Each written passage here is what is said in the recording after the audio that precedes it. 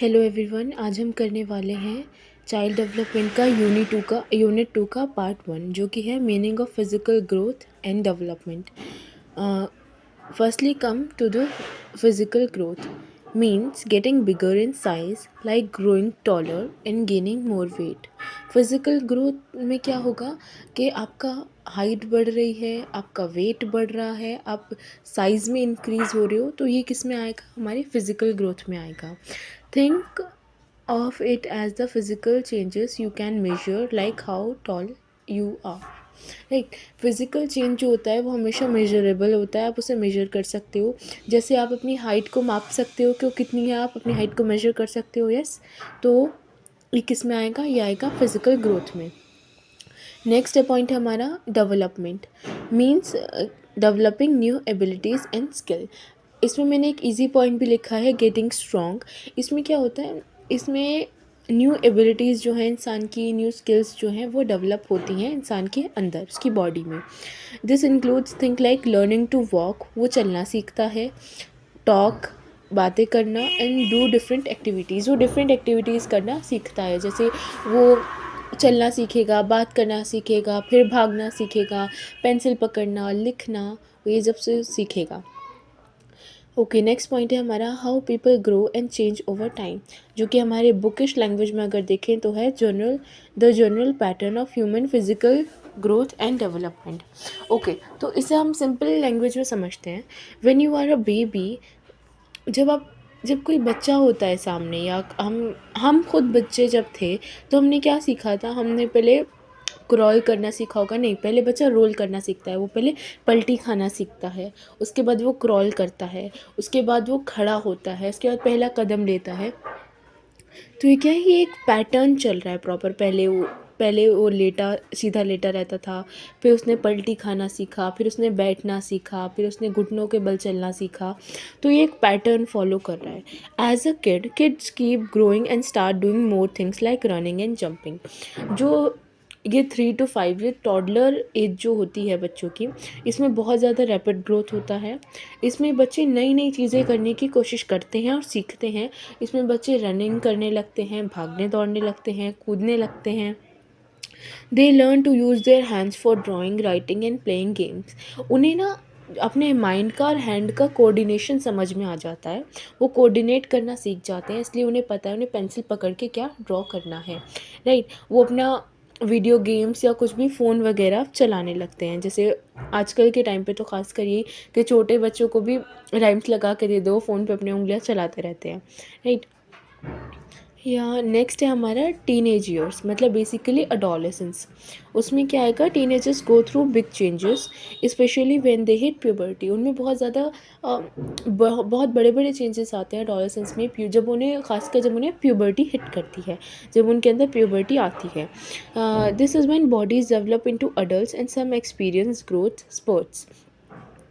क्या होता है, जो हमारी बॉडी है, जब हम एडोलेसेंस पीरियड में आते हैं, तो जो हमारी बॉडी है वो अडल्ट के उसमें मैच्योरेशन की तरफ चलने लगती है। तो क्या होता है, जो हमारे एक्सपीरियंस होते हैं ना, वो बड़े तेज़ होते हैं। जो हमारी ग्रोथ हम एक्सपीरियंस करते हैं वो बहुत तेज़ होती है। राइट, नेक्स्ट पॉइंट है हमारा things that make a difference in how you grow. इसे बुकिश लैंग्वेज में देख लेते हैं, factors affecting the physical growth and development, the physical as well as mental health of the mother during pregnancy. जो factors affect करते हैं, क्या कहते हैं, फिजिकल ग्रोथ को, डेवलपमेंट को, उसे डेफिनेटली स्टार्ट कहाँ से होगा? वो स्टार्ट हो जाएगा मदर वूम से ही। तो पहला पॉइंट हम देख लेते हैं कि कहते हैं फिजिकल स्टेट और मेंटल स्टेट मदर का कैसा था प्रेगनेंसी के टाइम पे, कि वो ज़्यादा बीमार तो नहीं, या जैसे कोई मदर को बड़ी बीमारी तो नहीं हो गई, जैसे ड्यूरिंग प्रेगनेंसी उस मदर को टाइफाइड या डेंगू जैसा कुछ तो नहीं हो गया, उससे भी बच्चे की हेल्थ पे असर पड़ेगा। या फिर वो मदर बहुत ज़्यादा टेंस रही है, बहुत ज़्यादा डिप्रेस रही है, इसका बच्चे की ग्रोथ पर बहुत ज़्यादा फ़र्क पड़ता है। नेक्स्ट पॉइंट है nutrition receive by the embryo with in the वूम of the mother. अगर माँ बहुत अच्छा खाना खाएगी, हेल्दी खाना खाएगी, तो बच्चे को ज़्यादा अच्छे न्यूट्रिशंस मिलेंगे, वो अच्छे से ग्रो कर पाएगा। लेकिन अगर मदर ही ज़्यादा जंक फूड पर रहेगी तो बेबी की हेल्थ पर अच्छा असर नहीं पड़ेगा, है ना। जो उसकी डिलीवरी है वो नॉर्मल हुई है या अब नॉर्मल हुई है, मतलब उनका नॉर्मली बर्थ हुआ है या सी सेक्शन हुआ है। Nutrition receive by the child after birth, क्या कहते हैं, जो न्यूट्रिशन बच्चे ने रिसीव करे हैं पैदा होने के बाद वो। अब नेक्स्ट पॉइंट हम देख लेते हैं, बहुत इंपॉर्टेंट है जीन्स में, like how you inherit the colour of your eyes, genes also influence how tall you might become.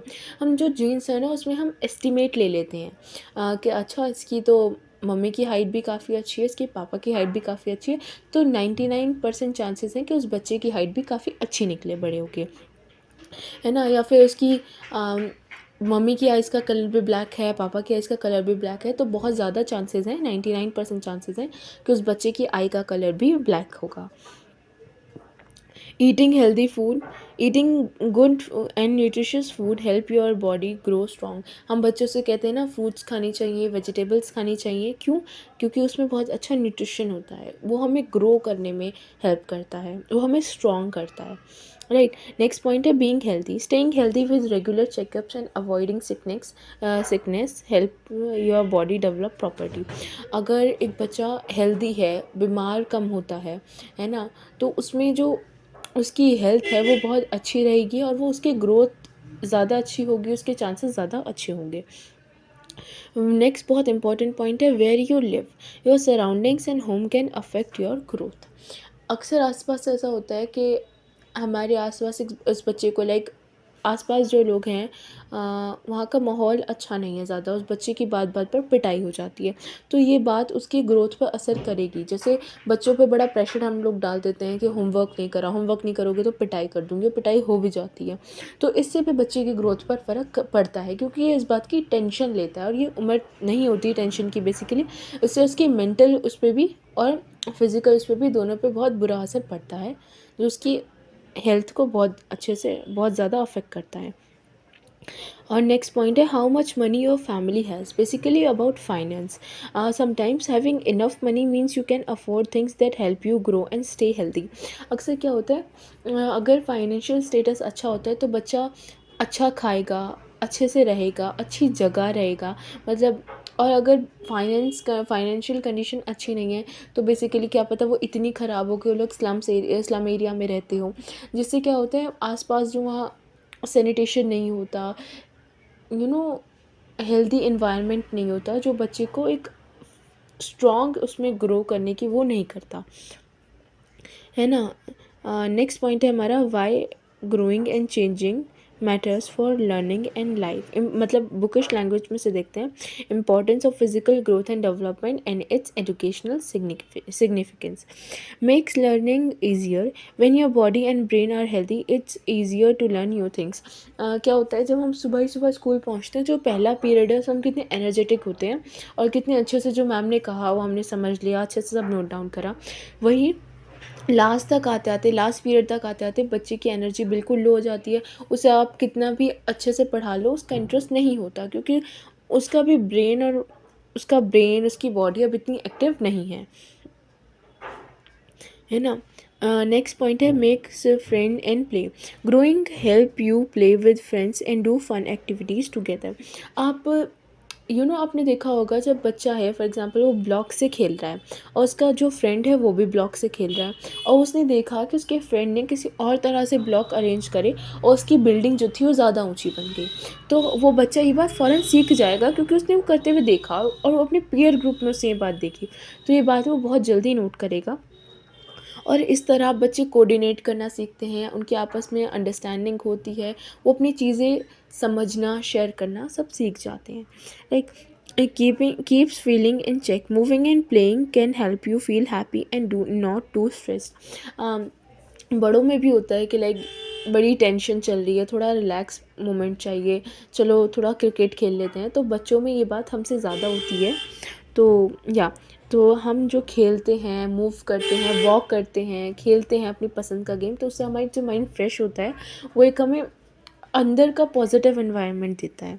Staying healthy for a long time, doing activities that keep you strong help you stay healthy through out your life. अगर हम अच्छा खाएंगे, healthy खाएंगे, junk नहीं खाएंगे, अच्छे अपना proper अपनी हेल्थ का ख्याल रखेंगे, एक्सरसाइज करेंगे, खुद को मेंटेन करेंगे, कुछ भी एक्सेस और कुछ भी कम नहीं लेंगे, कुछ भी ज़्यादा नहीं लेंगे, तो वो हमें हेल्प करता है स्टे हेल्दी, स्टे वो क्या कहते हैं, हेल्दी रहने में, जो कि हमारे